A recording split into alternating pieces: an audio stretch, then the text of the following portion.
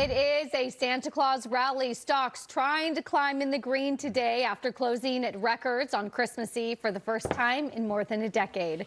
Welcome to the Big Money Show. I'm Taylor Riggs, along with my co-host Lou Basenese, Jerry with us, Jerry Willis, and also joining us for the hour, Luke Lloyd, President and CEO of the Lloyd Financial Group, and Fox Business host David Asman. So fun to have you all here. But I think more of it is just emotional, that, you know, I want something I can hold on to. And I think that's part of what's going on. Yep. Lou, you're nodding, but you also kind of disagree. We can talk about gold as maybe a rate. No, I don't disagree.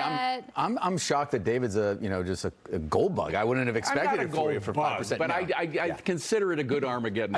I think you're absolutely right. It's a safe haven right now. It's done very well. I think it's a fear that the president may run the economy a little hot and things might get overheated. But I think there's another component, too, is a lot of central banks throughout the world have been increasing their gold holdings, so it's a supply and demand play as well.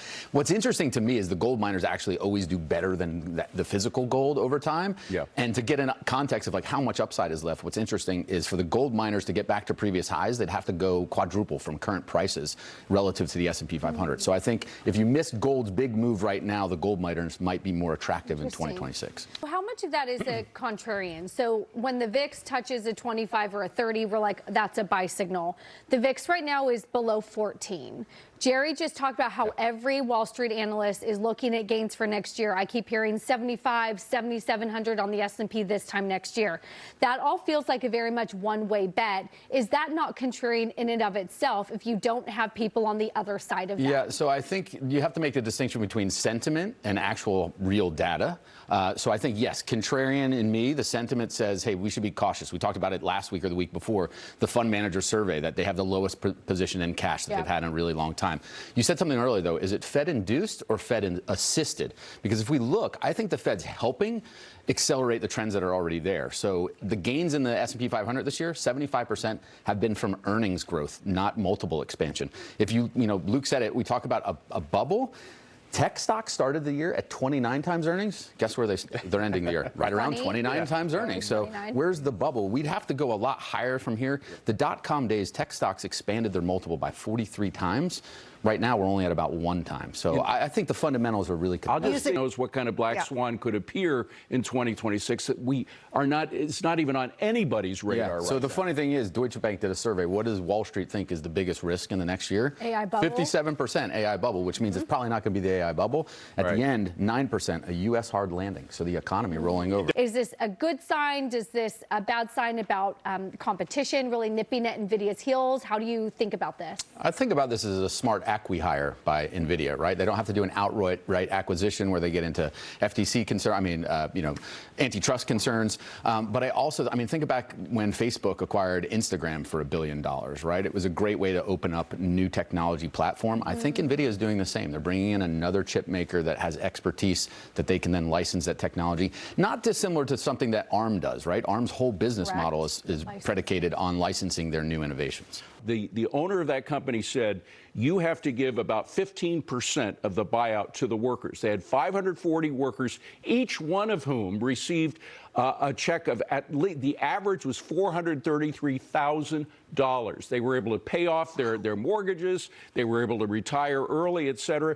So 540 workers would strongly disagree with the tenant of this article, saying, my small company has benefited tremendously from the progress of American capitalism. Lou, I heard you love this story. I love it, yeah. If the poster child for this argument is the popcorn store, maybe the popcorn store is the problem and that business is not that attractive. I look at the data here and I look at what's going on with the small companies right now. And Taylor will laugh at this because for a really long time, I was banging the table for small cap companies in the Russell 2000.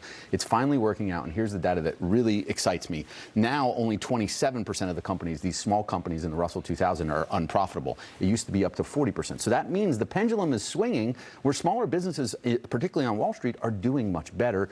That is going to show itself in these smaller companies that are, privately held, maybe under 50 150 employees in the economy as we get tax breaks and incentives to accelerate depreciation. I think this all manifests in 2026. I think you're going to see more of it in 2026. Anybody else? That's another reason why I was saying the downturn, if there is a downturn, I think small business can weather. I think all the large corporations poached a lot of the good employees the past 4 years. So if there is a downturn, a lot of those good employees become accessible to small business owners. Yes, and new graduates too. I think they can understand and show small businesses how to leverage AI better than anyone else right now, very affordably. AI lets these small businesses look like big businesses, even if they aren't, too. There's that. Pull up shares of Google. You guys, we talked about a week ago, remember that big outage in San Francisco where the Teslas were fine and Waymos were all getting caught up in the clogged traffic lights due to the power outage. So listen, they once again on Christmas, yesterday and Christmas Eve, paused their driverless taxi service in San Francisco. They're citing flash flood warnings. I'm from California. They've talked about massive rainstorms that are coming pretty much all across the state this week. But again, this is more disruption for a company where, to Tesla's credit, Lou, Elon Musk tweeted, like, our driverless technology is fine. We made it through that outage a week ago. They don't have fully autonomous taxis out there, only in one city, right? I think Waymo's running into the real world problems with driverless cars. Hey, you have floods coming. It's probably not a bad thing to keep them off the roads instead of seeing that footage of the brave people that think they can traverse this big gully of a road that's covered in 3 feet of water. So again, I'm biased, admittedly. I'm not a Tesla shareholder. I'm an Alphabet shareholder. I think this is a small portion of their business, doesn't impact them overall, but I think we're still in the infancy of the driverless car trend, and these things are going to keep coming up. They're going to be bumps in the proverbial road for driverless cars. I like the pun that you did there. Atlanta Fed GDP, Lou, comes out as of 2 days ago. Fourth quarter estimates are still 3%. So that is good. Yeah, I'll take the over on that still. I think, James Freeman, I love his commentary. He's, like you, mostly an optimist. Elon Musk, and I dog him a lot of times, but Elon Musk saying double-digit economic growth is possible moving forward. I doubt that. I think that's being a bit bombastic. But I would tell you, all the fundamentals are lining up, and Griff put his finger on it.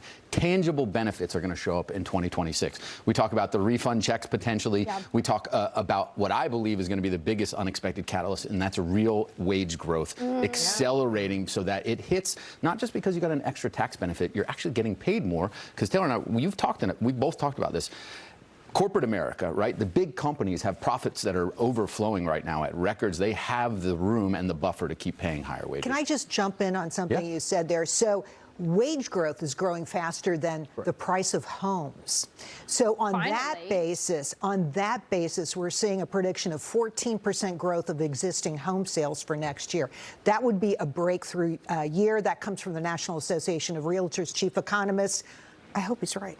Yeah. Are you confident that all of that, which is great, is not inflationary? And Larry Kudlow would say yes. Supply side economics, all of the stimmies, that's demand. But if you also boost the supply side, then we're equal. So here's the counterbalance to it. Yes, that can be inflationary. But if you look at what is holding inflation up right now, it's all structural things.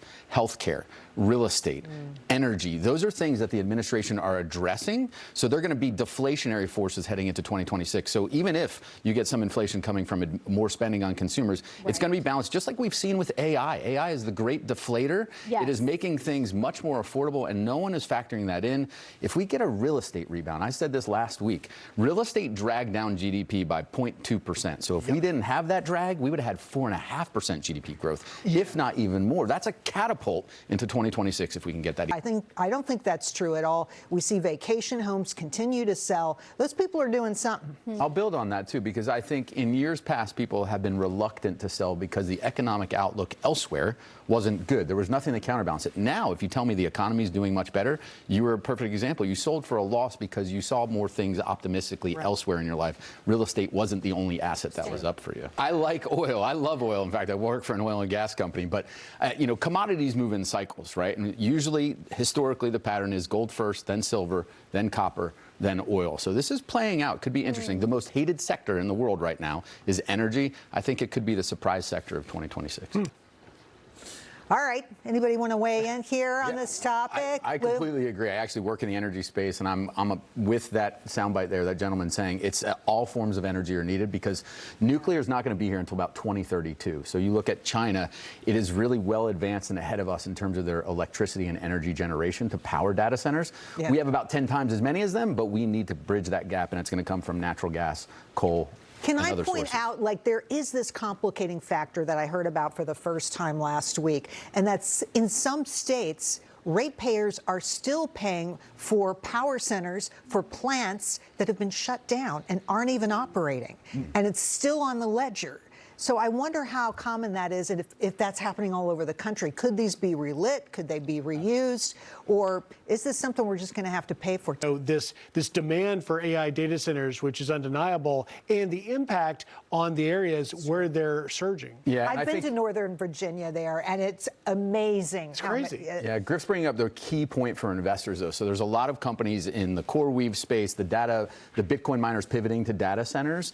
If they have guaranteed power contracts already in place, those are the ones that are more compelling because a lot of the other ones are running into problems with municipalities saying, not in our backyard. But the difficulty here as well is, as you can imagine, a data center needs to be up running all the time, 99.99999%. Unless we build data centers in space like Elon Musk and Jensen Huang want to. You're laughing, but it's happening. It's not happening. Solar Put 'em on power anytime all soon. the time, and it's icy cold up there, so you don't have to cool it. I mean, he's talked seriously a few weeks ago at the Saudi investment forum, I believe it was, that like, it's not next year, but it's legit something they're thinking. Well, they're saying 2030. I'm going to take the over. It's 2040 or 2050. We haven't even figured out data centers on Earth. We're not going to figure it out on everything old is new again. I'm going with clean coal. That's exactly right. Maybe we should shift the data centers on the Atlas 3 owl, whatever asteroid listen, thing. emissions from coal are actually down 80 to 90%, depending on stocks or not. Beautiful it's green real. coal, It's not right? a misnomer. Beautiful green coal. Really, a humanoid robot is just this phone on steroids, and I think we're all going to love them blue. Look, I'm an early adopter of tech, and I love this trend. From an investment standpoint, it's really hard to find ways because the first revenue is not going to be coming, really meaningful revenue, for another 5 to 6 years. But I'm all in because it means all the technology that's required for a humanoid robot is going to accelerate. You play it from the commercial side first, right? Like Teradyne or something Or like that. Symbotic. Stock we own, exactly.